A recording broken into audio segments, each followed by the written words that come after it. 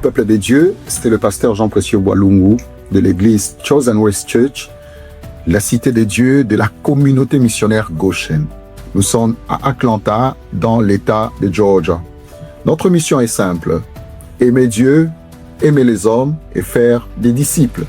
Car nous savons que chaque personne compte. Que vous soyez proche de Dieu et que vous soyez dans la recherche de Dieu, vous avez une place chez nous, à la cité des dieux.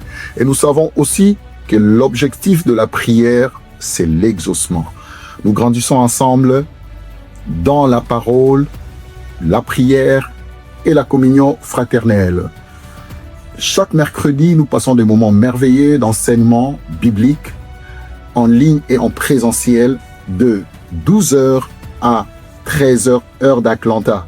Et chaque samedi, de 10h à 11h, de moments merveilleux, des dévotions dans l'intercession et dans l'adoration, toujours en ligne et en présentiel. Et le dimanche, nous avons nos moments d'adoration, de louange, et nous élevons notre Dieu pour ce qu'il fait pour nous et pour ce qu'il est pour nous. Vous voulez faire partie de notre communauté? Très simple. Contactez-nous sur les numéros que vous voyez sur le bas de l'écran ou écrivez-nous sur notre email et nous reviendrons rapidement vers vous. Mais ce qui sera très important, c'est vous recevoir déjà les dimanches prochains dans notre culte dominical. Dieu vous bénisse. Shalom. Alors, ce message, je vais déjà t'aider, ça ne t'attaque pas. Mais c'est un message qui t'amène à réduire ta vie spirituelle. Alléluia. C'est un message qui va t'aider à reconstruire ta vie spirituelle. Le thème de cet après-midi, nous allons partager sur et se mirent à parler en d'autres langues selon que l'Esprit leur donnait. Dis avec moi, et se mirent à parler en d'autres langues selon que l'Esprit leur donnait. Je voudrais qu'on répète encore. Et se mirent à parler en d'autres langues selon que l'Esprit leur donnait. Alléluia. Selon que l'Esprit leur donnait de s'exprimer.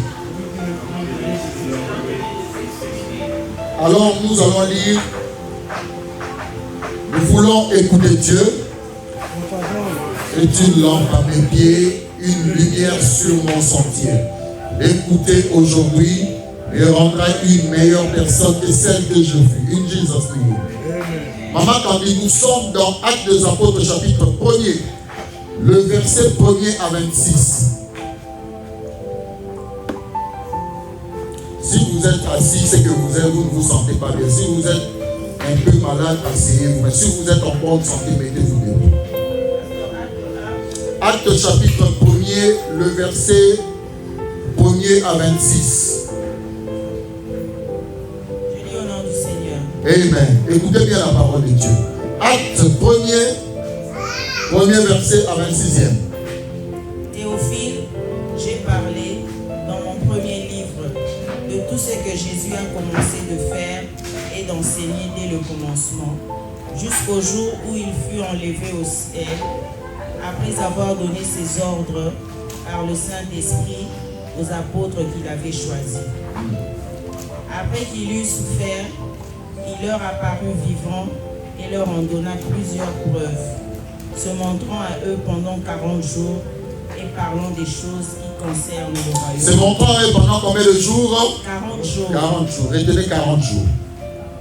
Comme il se trouvait avec eux, il leur recommanda de ne pas s'éloigner de Jérusalem, mais d'attendre ce que le Père avait promis, ce que je vous ai annoncé, leur dit-il. Car Jean a baptisé d'eau, mais vous, dans peu de jours, vous serez baptisés du Saint-Esprit. Alors les apôtres réunis lui demandèrent, Seigneur, est-ce en ce temps que tu rétabliras le royaume d'Israël? Il leur répondit, ce n'est pas à vous de connaître les temps ou les moments que le Père a fixés de sa propre autorité. Mais vous recevrez une puissance, le Saint-Esprit survenant sur vous, et vous serez mes témoins à Jérusalem, dans toute la Judée, dans la Samarie et jusqu'aux extrémités de la terre. Après avoir dit cela, il fut élevé pendant qu'ils le regardaient, et une nuée le déroba à leurs yeux. Et comme ils avaient les yeux fixés vers le ciel pendant qu'ils s'en allaient, voici 2 hommes vêtus de blanc leur apparurent et dirent: Hommes galiléens, pourquoi vous arrêtez-vous à regarder au ciel? Ce Jésus qui a été enlevé au ciel du milieu de vous viendra de la même manière que vous l'avez vu allant au ciel. Amen. Alors ils retournèrent à Jérusalem, de la montagne appelée des Oliviers, qui est près de Jérusalem, à la distance d'un chemin de sabbat. Quand ils furent arrivés, ils montèrent dans la chambre haute où ils se tenaient d'ordinaire. C'étaient Pierre, Jean, Jacques, André, Philippe, Thomas, Barthélemy, Matthieu, Jacques, fils d'Alphée, Simon le Zélote et Jude, fils de Jacques. Tous d'un commun accord persévéraient dans la prière. Tous d'un commun accord. Avec les femmes et Marie, mère de Jésus, avec les frères de Jésus. Pause, maman Candide. Les disciples et qui? Marie. Marie, quelle Marie de Magdala? Marie, mère de Jésus. Marie, mère de Jésus. Avançons. En ces jours-là, Pierre se leva au milieu des frères. Le nombre des personnes réunies était d'environ 120. Et il dit: Hommes frères, il fallait que s'accomplisse ce que le Saint-Esprit, dans l'Écriture, a annoncé d'avance par la bouche de David au sujet de Judas, qui a été le guide de ceux qui ont saisi Jésus. Ils étaient comptés parmi nous. Il avait part au même ministère. Cet homme, ayant acquis un champ avec le salaire du crime, est tombé, s'est rompu par le milieu du corps, et toutes ses entrailles se sont répandues. La chose a été si connue de tous les habitants de Jérusalem que ce champ a été appelé dans leur langue Akeldama, c'est-à-dire champ de sang. Or, il est écrit dans le livre des psaumes que sa demeure devient déserte et que personne ne l'habite. Et qu'un autre prenne sa charge. Il faut donc que parmi ceux qui nous ont accompagnés tout le temps que le Seigneur Jésus a vécu avec nous, depuis le baptême de Jean jusqu'au jour où il a été enlevé du milieu de nous, en ayant un qui nous soit associé comme témoin de sa résurrection. Ils en représentèrent 2, Joseph appelé Barsabas, surnommé Justus et Matthias. Puis ils furent cette prière: Seigneur, toi qui connais les cœurs de tous, désigne lequel de ces 2 tu as choisi, afin qu'il ait part à ce ministère et à cet apostolat, que Judas a abandonné pour aller en son lieu. Ils tirèrent au sort, et le sort tomba sur Matthias, qui fut associé aux 11 apôtres. Amen. Quelqu'un dit très bien Amen. Est-ce que tu peux bien dire Amen? Amen. On acclame Jésus et nous pouvons nous rasseoir. Que Dieu vous bénisse. Amen, amen, amen. Amen, amen. Je vais lire rapidement Acte 2, 1 à 4. Le jour de la Pentecôte, ils étaient tous ensemble dans le même lieu. Tout à coup, il vint du ciel un bruit comme celui d'un vent impétueux, et il remplit toute la maison où ils étaient assis. Des langues semblables à des langues de feu leur apparurent, séparées les unes des autres, et se posèrent sur chacun d'eux. Et ils furent tous remplis du Saint-Esprit et se mirent à parler en d'autres langues selon que l'Esprit leur donnait de s'exprimer. Amen. Oh, tu ne veux pas répondre Amen? Amen. Que Dieu te bénisse. Amen. Merci maman Camille pour la lecture. Alors, aujourd'hui nous commémorons la Pentecôte. Pentecôte, comme vous l'entendez, Pentagone, Pente veut dire 5 en grec. Pentecôte. Quand on parle de Pentateuque, Pentateuque, les 5 livres de Moïse. Et quand on parle de Pentecôte, c'est ce qui relève de 50 jours après la Pâque. Amen. Alors, il y a quelques informations que nous allons donner. J'aimerais que tu me suives très bien et que tu comprennes ces informations. Comme je l'ai toujours dit, la Bible n'est pas un livre informatif. C'est un livre de vie, c'est un parchemin. Ça nous montre le chemin, ça nous oriente. Amen. Et quand tu apprends, c'est pour appliquer. Quelques informations par rapport à la Pentecôte, par rapport à cette période. Nous devons savoir que la Pâque, l'Ascension et la Pentecôte sont des grandes fêtes chrétiennes aux racines juives. La Pâque, la Pentecôte, l'Ascension sont des fêtes chrétiennes qui tirent les racines chez les Juifs. Amen. C'est pour nous les chrétiens, mais ça tire de racines juives. Et ne sont pas seulement des dates à commémorer. Voilà l'importance de mon introduction, que j'ai dit que ce message est pour toi un parchemin. Ce n'est pas seulement des dates à commémorer, mais elles sont des expériences spirituelles à vivre chaque année pour relancer sa marche dans la foi. Amen.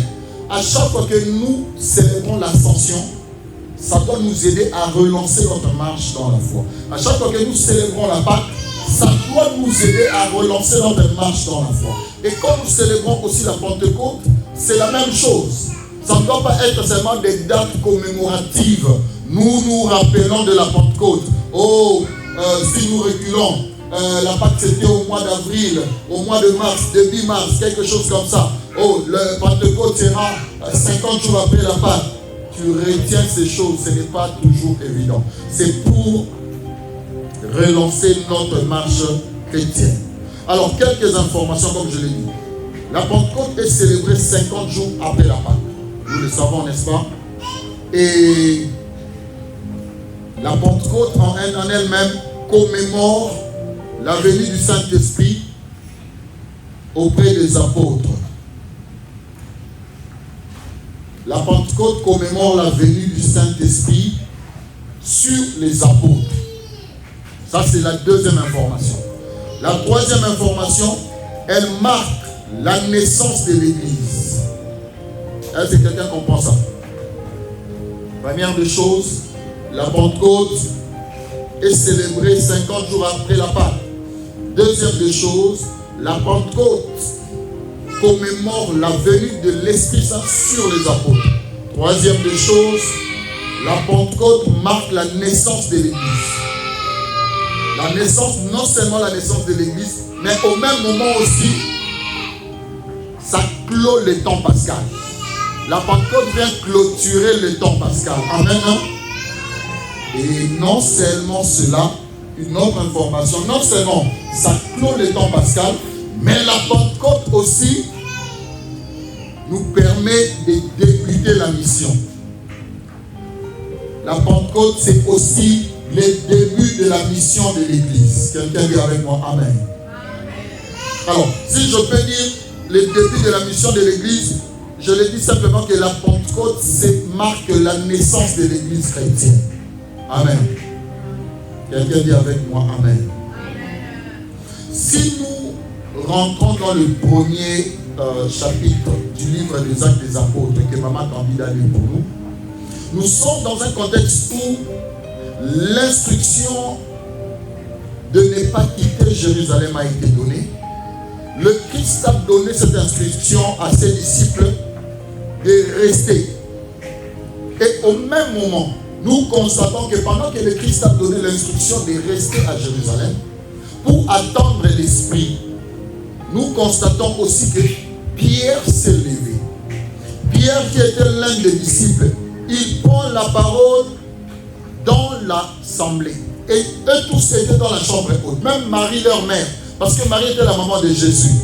Marie était là aussi, comptée parmi les disciples. Alléluia. Elle était là, dans la chambre haute. Alors, Pierre se lève. Pierre a regardé tous ceux qui étaient là. Pierre se lève parce qu'il y avait un vide. En ce moment-là, il y avait beaucoup de gens. Il y avait 120 personnes dans la chambre haute. Mais il y avait 11 personnes que le Christ avait choisies parmi les 12 qui devaient accomplir la mission. Amen, amen. C'était les têtes de la mission. Le 11, le 12. Mais malgré les 12, il y avait un qui était la tête qu'on a appelé Pierre. Parce que la Bible dit, le Christ a dit à Pierre, Pierre, paie mes brebis.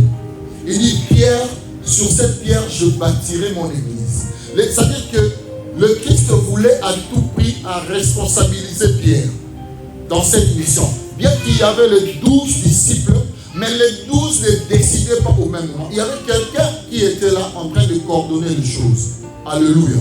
Mais il était aussi disciple. Alors Pierre s'est levé, lorsque nous lisons dans le verset 15e, Pierre se lève pour dire, mon frère, il y a l'un parmi nous, il y a un manquant. Alléluia. Il y a un manquant. Sur les 12 que nous étions, que le maître avait choisi, il y a ce Judas que vous connaissez là, qui s'est corrompu. Il a eu l'argent du sang. Et voilà, il s'est corrompu lui-même. Mais le vide ici doit être remplacé. Nous devons trouver une autre personne à la place de Judas. Mais avant de trouver la personne, nous devons regarder toutes les personnes qui nous ont suivis.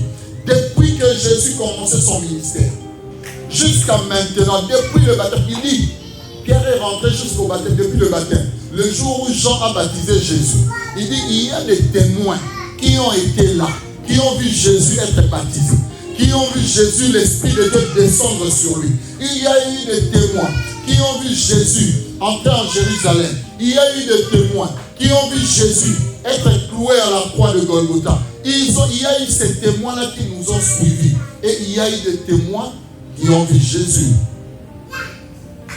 ressuscité. Alléluia. Et parmi les témoins, on en trouva deux. L'un qu'on appelait Barsaba et l'autre qu'on appelait Matthias. Et ils ont dit que nous allons jeter au sort. C'est lui que Dieu, lorsque vous lisez, vous allez voir que Pierre a demandé à Dieu, donne-nous celui que tu as choisi pour continuer cette mission. Il y avait 120 personnes. Est-ce que quelqu'un me comprend? Il y avait 120 personnes. Mais pour continuer la mission, il fallait qu'il y ait les 12 que le maître avait choisis.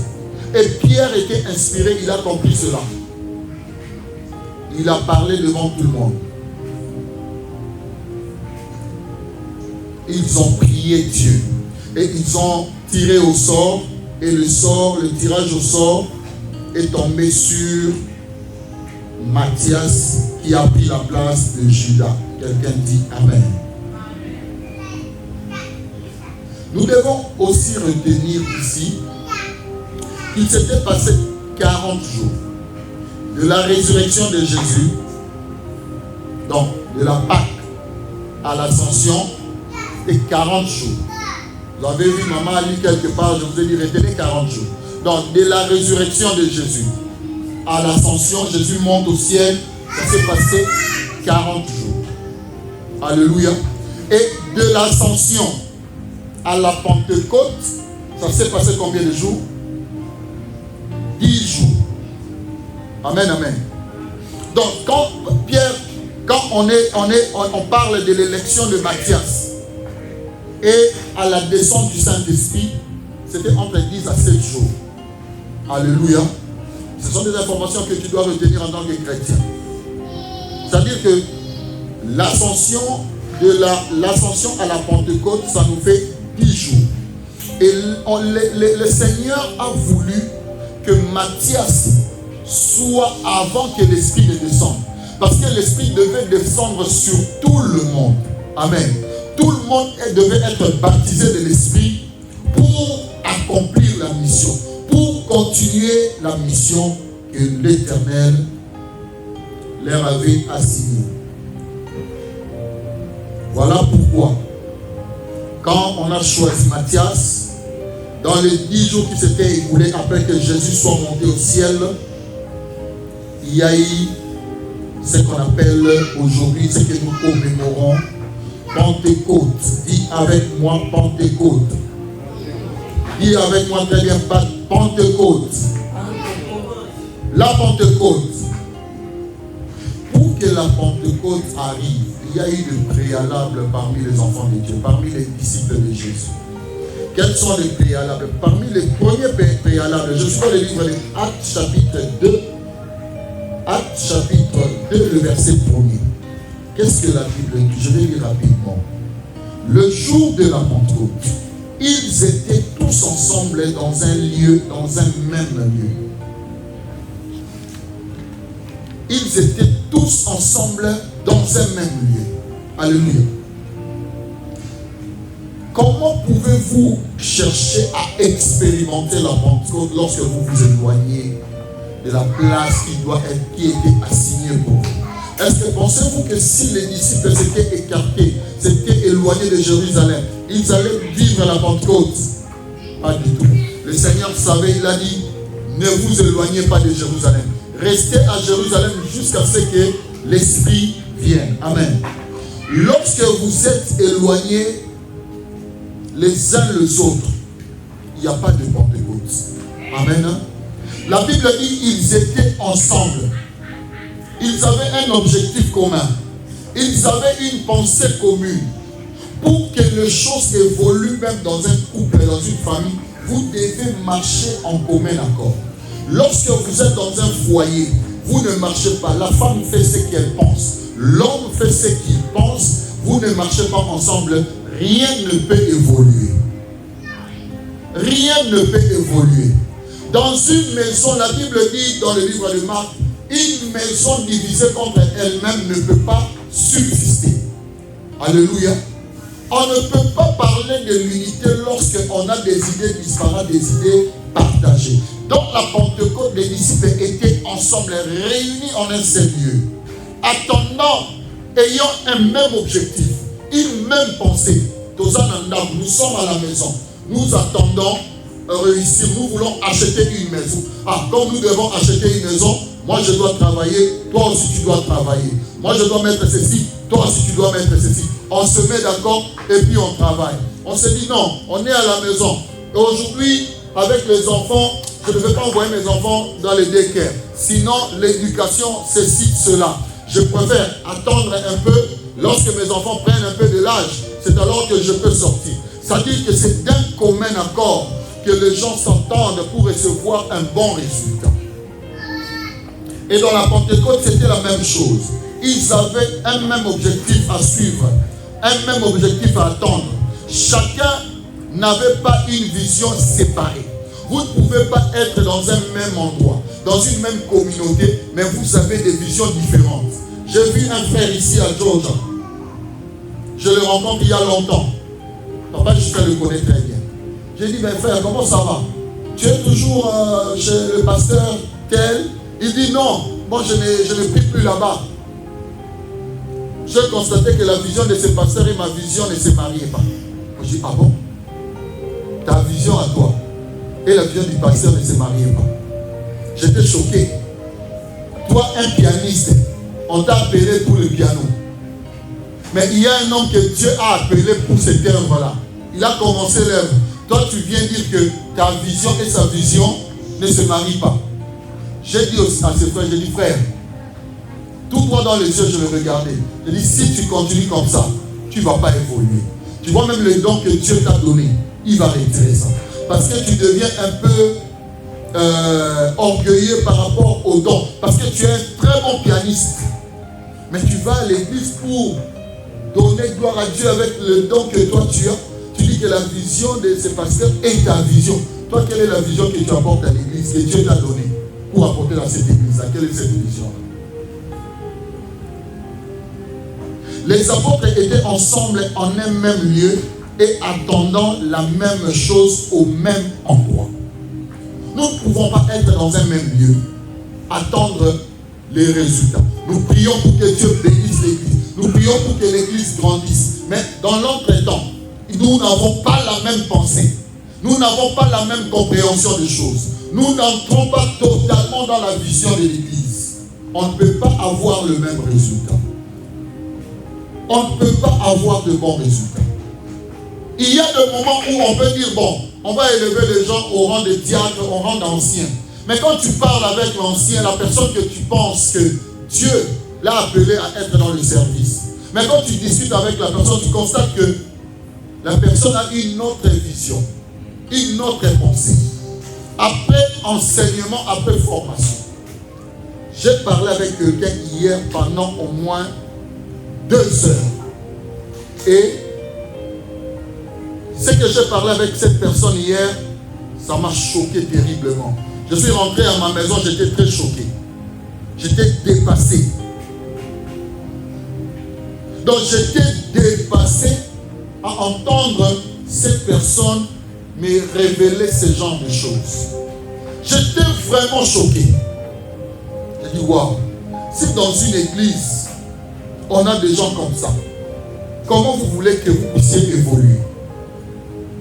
Comment voulez-vous évoluer?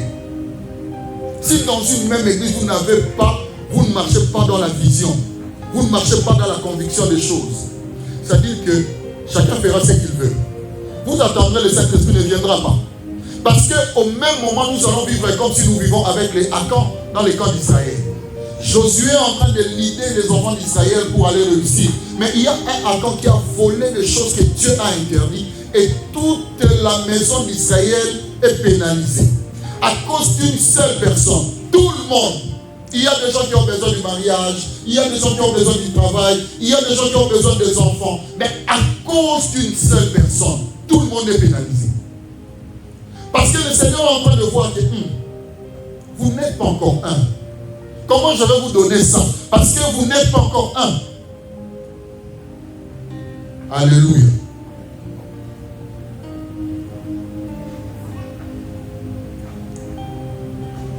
Les apôtres étaient dans l'unité sur tous les plans au premier chapitre. C'est Pierre qui s'élève pour dire à tout le monde que nous allons faire le choix de Barnabas, de Matthias. Ce n'est pas Marie, la mère de Jésus. Marie aussi pouvait se taper la poitrine. Minjo mama yake. C'est moi sa maman. You Pierre, toi Pierre, tu es venu. Il t'a appelé, mais moi je l'ai élevé, je l'ai nourri, je lui ai donné de l'eau. Papa Berger, tu es avec moi? Marie était là comme disciple parmi les disciples. Pierre s'est levé, a décidé. Et parce que c'était pour le bonheur de tout le monde. Parce que Pierre avait cette charge-là. Tout le monde a accepté sans discuter. Alléluia. Alléluia. Dans l'unité, il y avait l'unité, il y avait aussi de l'ordre. Tout le monde ne décidait pas, mais seul Pierre qui pouvait décider, se lever et donner une ligne de conduite. Même Marie, la mère de Jésus, était là pour obéir à Pierre. Même Marie, la mère de Jésus, était là pour obéir à Pierre. Bien aimé, lorsque nous sommes dans l'unité, nous allons faire beaucoup de choses. Mais lorsque nous sommes dans la, comment est-ce qu'on dit? Dans la ségrégation, dans la séparation, dans les qui-vivent, on ne sait pas ce qu'on doit faire, on ne peut pas évoluer.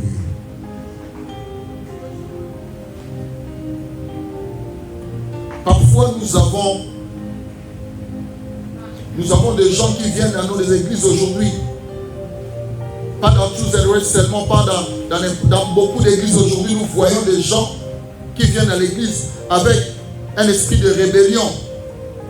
Vous voyez que la personne vient à l'église en tant qu'opposant.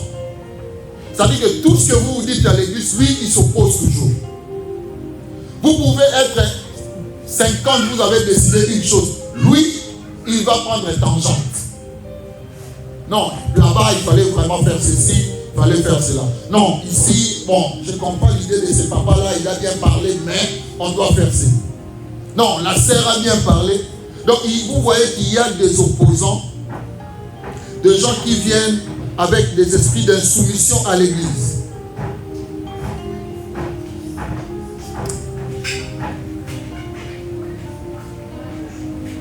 Vous savez, ça va peut-être vous choquer. Il y a des gens à l'église du Christ aujourd'hui qui sont de bons prieurs, qui savent prier. Alléluia. Alléluia. Dans l'église de Jésus, il y a des gens qui savent bien prier, mais en réalité qui ne sont pas convertis. Ils savent prier. Quand ils se tiennent pour prier, ils prient bien, avec cohérence, avec de bons mots. Mais lorsque vous regardez en elle, la personne n'est pas convertie. Vous pouvez, comme la Bible dit, vous le remarquerez par leurs fruits. Beaucoup de gens viennent à l'église sans être convertis.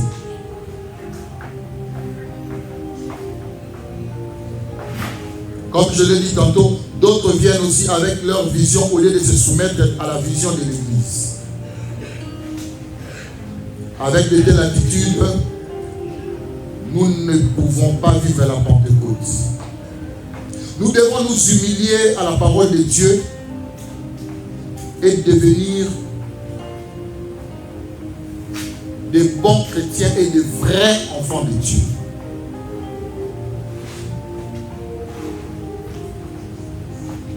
Dans le chapitre 2 de notre passage, la Bible dit « Et ils furent tous remplis du Saint-Esprit et se mirent à parler en d'autres langues, selon que l'Esprit leur donnait de s'exprimer. » Lorsque nous lisons ce passage, nous voyons que tous les disciples de Jésus ont été transformés.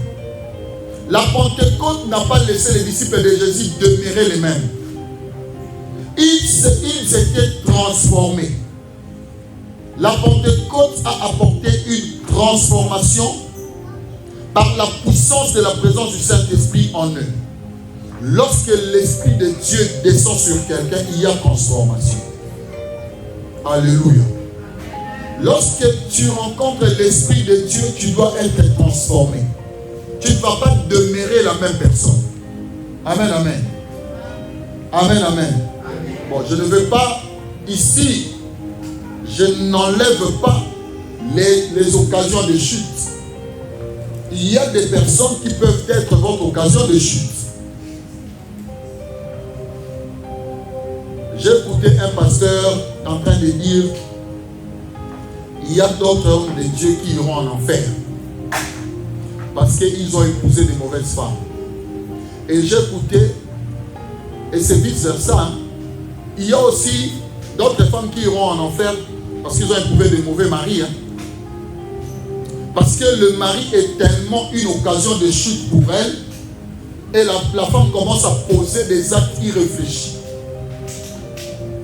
Au-delà de ce que nous sommes, nous avons la partie humaine qui est faible devant Dieu. Alléluia. Voilà pourquoi nous devons demander à tout instant le Saint-Esprit pour nous aider.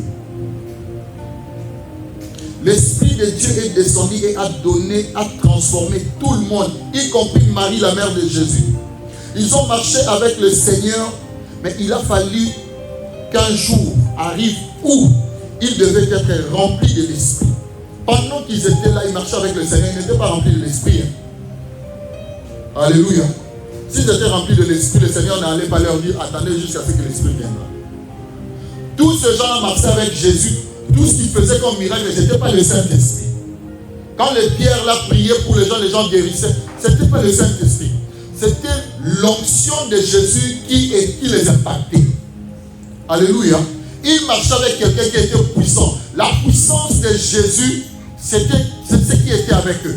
Quand Jésus leur impose le main, il leur communique la puissance. Il a dit, dans Luc chapitre 10, 18 à 19, il dit, le Christ n'a pas dit, voici je vous ai donné le Saint-Esprit. Il a dit quoi? Je vous ai donné le pouvoir. Il leur a donné la puissance, l'autorité. mais il n'avait pas donné le Saint-Esprit. Voilà pourquoi quelqu'un peut aussi chasser les démons sans avoir le Saint-Esprit. Il a la puissance, il a l'autorité, mais il n'est pas rempli du Saint-Esprit. Amen, amen. Les disciples le faisaient sans avoir été remplis du Saint-Esprit. Mais il a fallu que Jésus s'en aille 10 jours après pour que le Saint-Esprit vienne. Amen. Allons bien, amen. Lorsqu'on est rempli de l'Esprit de Dieu, toutes choses changent. Car on n'est plus la même personne. Car par le fusion de l'Esprit, ils ont tous commencé à parler de nouvelles langues, selon que l'Esprit Saint lui-même leur donnait de s'exprimer. Le Saint-Esprit a transformé tous les disciples. Il a transformé toutes les personnes qui étaient dans cette chambre-là. La Bible dit qu'ils commencèrent à parler de nouvelles langues. Ce n'étaient plus les mêmes personnes. Et quand ils parlaient de nouvelles langues, d'autres personnes entendaient ce qu'ils disaient. Mais ils n'étaient pas les locuteurs de ces tribus-là. Un Mourega parle Chiluba. Il parle Kirega, mais Moulouba écoute ce qu'il est en train de dire. Un Moubembe parle Kibembe, mais un Mumbala écoute quelqu'un qui parle Kibembe, mais Mumbala écoute très bien sans difficulté. Quelqu'un dit Amen. Quelqu'un qui vient de Ariwara vers le Kisangani là-bas, le Haut-Zaïre. Il parle, je ne sais pas quelle langue là-bas à Ariwara, mais un Américain qui parle anglais, la personne comprend tout. En qui Ariwara. Il comprend tout. Ça veut dire que la Pentecôte a apporté la transformation. La Pentecôte a apporté le changement. Les disciples n'étaient plus les mêmes personnes. La Pentecôte a donné le pouvoir, a donné le courage aux disciples. La Pentecôte a changé toutes choses. Voilà pourquoi nous devons poser la question en ce jour. Suis-je vraiment rempli du Saint-Esprit? On doit se poser la question. Pourquoi maintenant? Pourquoi tu dois te poser la question? Pourquoi tu nourris les mauvaises pensées en toi? Parce que si tu es rempli de l'esprit, tu ne peux pas nourrir les mauvaises pensées monter en toi, des mauvaises pensées. Penser de faire du mal aux autres. Penser de parler de mal des autres. Penser de faire des choses qui ne plaisent pas aux autres. De penser à détruire, à déranger.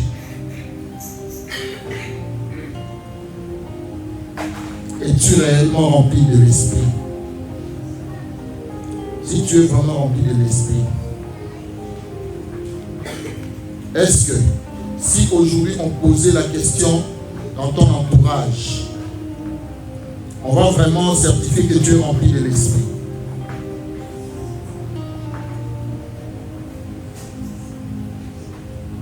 Qui va témoigner que tu es rempli de l'esprit? Or, si tu es rempli de l'esprit, la Bible dit les fruits de l'esprit dans Galates chapitre 5, 22 à 23.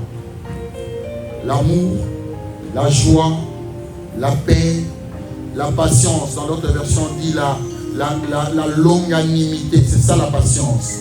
La bonté, la bénignité ou la bienveillance, la fidélité, la douceur et la tempérance. En d'autres termes, la maîtrise de soi.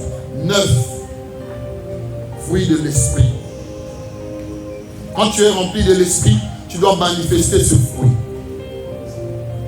Quelqu'un dit avec moi Amen.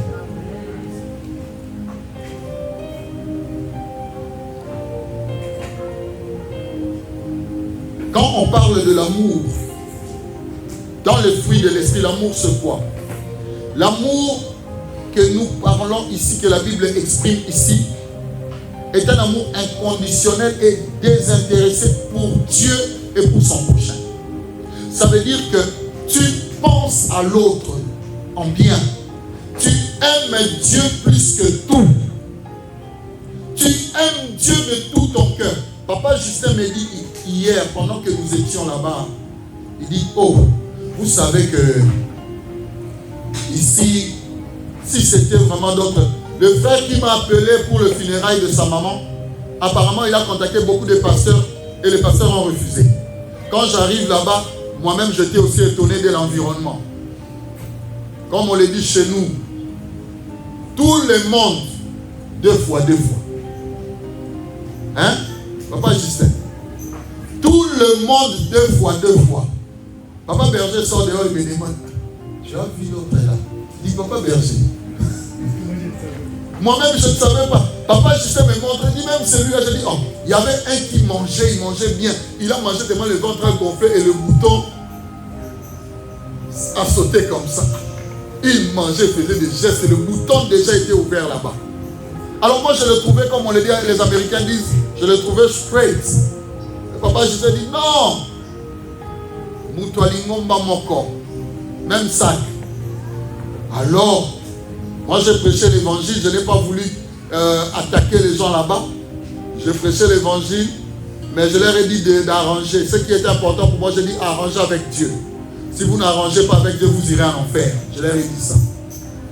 Si vous n'arrangez pas avec Dieu, hein, Papa Berger, je leur ai dit la vérité. J'ai dit, si vous n'arrangez pas avec vous, irez en enfer. Avec ces choses-là, ils vont aller en enfer.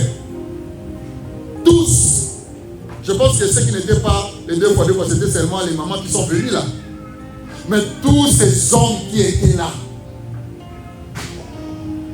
je ne sais pas, plus de 10 hommes ou 12 comme ça. Je n'ai jamais vu quelque chose de comme ça. Donc c'est comme si on m'a mené dans une fête de chauves et c'est moi celle qui avait les cheveux. Donc quand tu regardes comme ça, oh, oh les bandits. Tu regardes à gauche, oh les bandits. Jesus Christ. What is this? Pastor, thank you for everything. Wow. Oh, Seigneur Jésus. Lord have mercy. La transformation dans la Pentecôte. L'amour de Dieu et l'amour du prochain.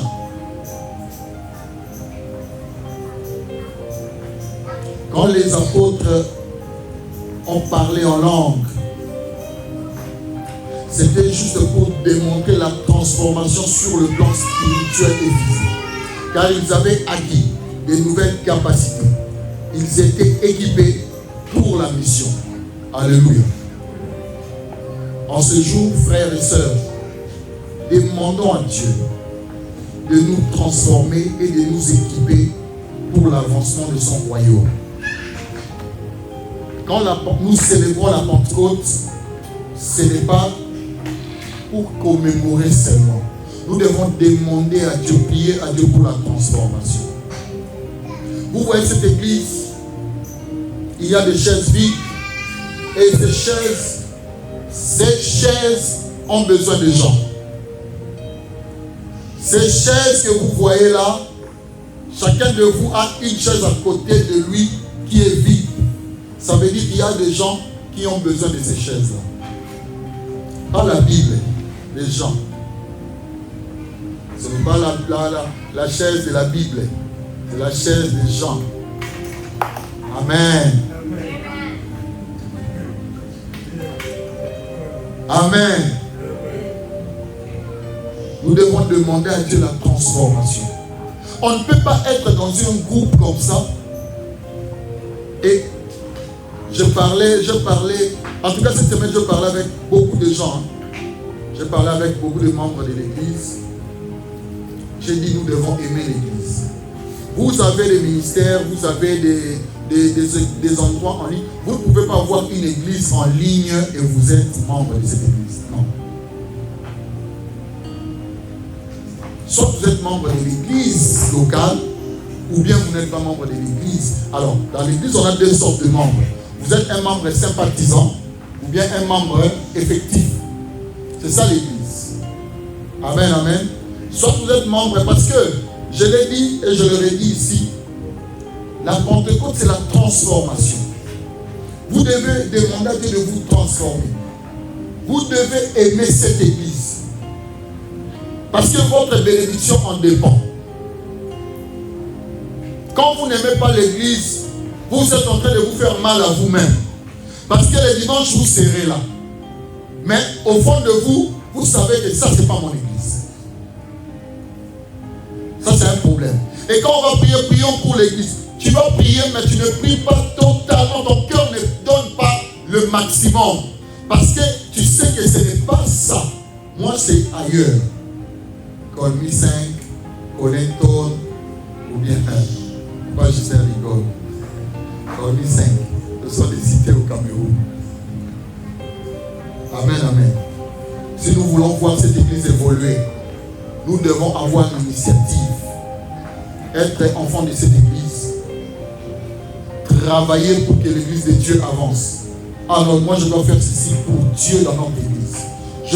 Je veux voir notre église être transformée. On voit des hommes et des femmes viennent embellir leur église. Moi je veux faire ceci. Je vais acheter des fleurs. Je veux que là où il y a la chair, il y ait des fleurs. Je veux. La Pentecôte nous appelle à la transformation totale. Les disciples étaient devenus spirituels et ils étaient devenus transformés spirituellement et physiquement. Parce qu'ils parlaient déjà en langue sur le plan spirituel.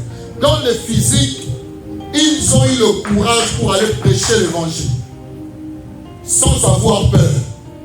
La Pentecôte ne peut pas arriver dans la vie de quelqu'un et laisser la personne de la même manière. Où ce sera? Hier, avant-hier, j'ai publié quelque chose sur mon statut, sur mon Facebook. Parfois, je reste comme ça, je lis ma Bible. Une pensée me vient à l'esprit. Moi, dès que je suis là, je vais vous donner un petit secret. Je m'arrête déjà là. Je suis arrivé à la fin. Je ne lance pas, je n'attaque pas les gens dans les réseaux sociaux. Ça veut dire que tu m'as fait quelque chose de mal et j'écris un message pour t'attaquer. Ma main sur la Bible, je ne le fais pas. Certaines personnes peuvent se sentir attaquées, mais ce sont mes pensées qui me viennent à l'esprit. Peut-être que tu as fait quelque chose de mal, peut-être que moi-même je ne sais pas. Mais toi tu te reproches et quand tu lis mon statut, tu te dis, ah, ça c'est Yamaï, innocent mourir, pasteur Abadou, innocent mourir. Il ne t'a pas lancé les Libama. J'ai publié hier, je dis, si quelqu'un, chrétien, n'a pas la capacité de se sacrifier pour Dieu d'abord, il n'a pas cette capacité de se sacrifier pour Dieu, et la personne même, n'a pas la capacité de se sacrifier pour l'œuvre de Dieu, cette personne n'est pas encore arrivée. Dans le stade des chrétiens dans la foi, il n'est pas encore arrivé.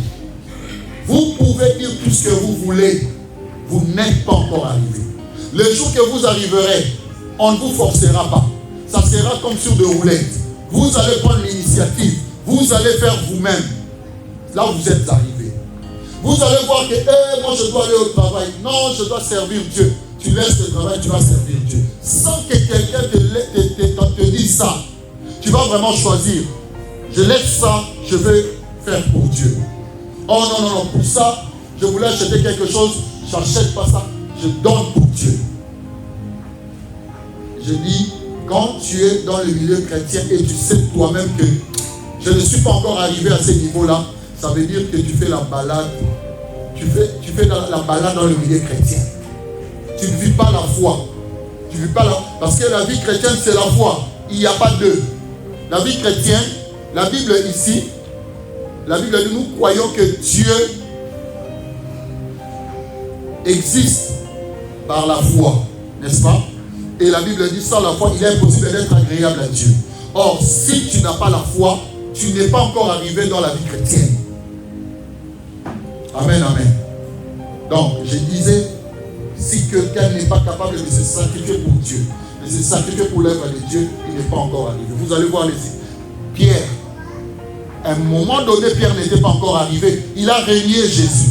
Mais le jour où Pierre était arrivé, il était le premier à proclamer Jésus. Lorsque la Pentecôte est arrivée, transformé, le courage, la force, Pierre n'a pas attendu que moi je dois proclamer. Il est sorti. Pendant qu'on s'est moqué d'eux, ils sont ivres, pleins de vin doux. Il dit non, à cette heure, vous dites que ces gens sont ivres. Ils ne sont pas ivres. Celui qui est en train de faire ça, c'est Jésus-là que vous avez crucifié. C'est lui qui leur a rempli de l'Esprit Saint. C'est par la puissance du Saint-Esprit qu'ils font ça. Pierre commence à témoigner les merveilles de Dieu. Pierre commence à défendre la sainte doctrine. Ça, c'est la transformation de la Pentecôte.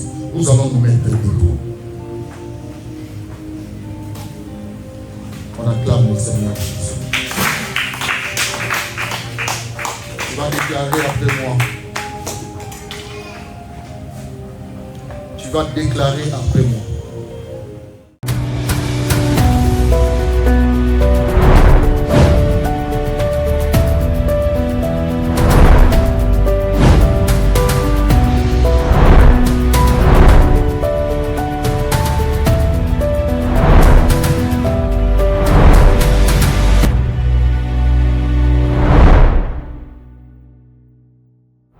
Shalom, peuple de Dieu, c'était le pasteur Jean Précieux Bois-Lungu de l'église Chosen West Church, la cité de Dieu de la communauté missionnaire Goshen.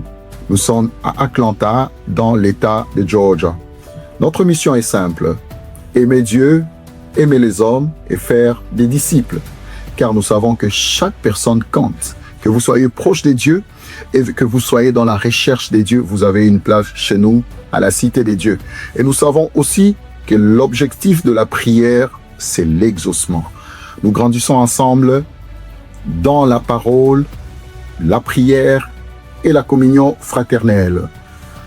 Chaque mercredi, nous passons des moments merveilleux d'enseignement biblique en ligne et en présentiel de 12h à 13h, heure d'Atlanta.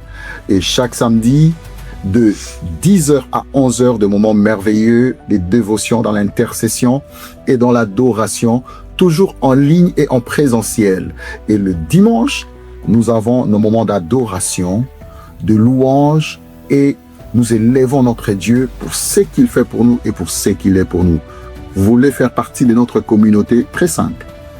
Contactez-nous sur les numéros que vous voyez sur le bas de l'écran ou écrivez-nous sur notre email et nous reviendrons rapidement vers vous. Mais ce qui sera très important, c'est vous recevoir déjà les dimanches prochains dans notre culte dominical. Dieu vous bénisse. Shalom.